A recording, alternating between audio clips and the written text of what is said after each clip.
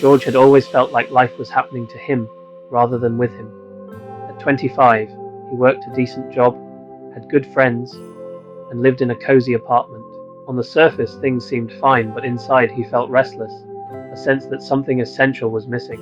One evening, after another long day at work, he found himself wandering into a small bookstore he had never noticed before.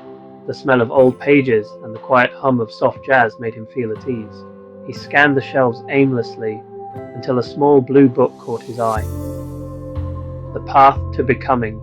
Without thinking much, he bought it. That night, George opened the book to find stories of people who had transformed their lives, not by changing everything, but by changing themselves. They talked about gratitude, mindfulness, and the power of small, consistent habits. Something clicked. He decided that he too would embark on a journey to improve himself, one small step at a time. The next morning, George began his day differently. Instead of scrolling through his phone, he brewed his coffee slowly, savoring each step. He sat by the window, watching the sun rise, and wrote down 3 things he was grateful for: his family's love, his warm bed, and the smell of coffee. For the first time in years, he felt a sense of peace. In the weeks that followed, George committed to other small changes.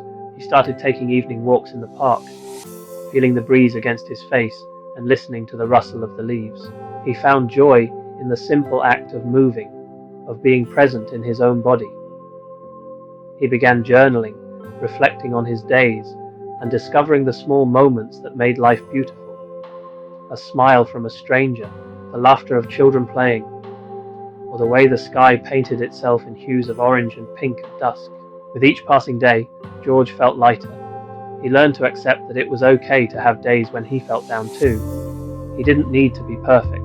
What mattered was showing up for himself, being kind, and understanding that self-improvement wasn't about becoming someone else, but becoming the best version of who he already was.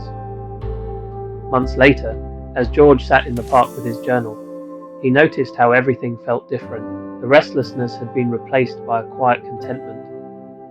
He realized he was no longer a spectator in his own life.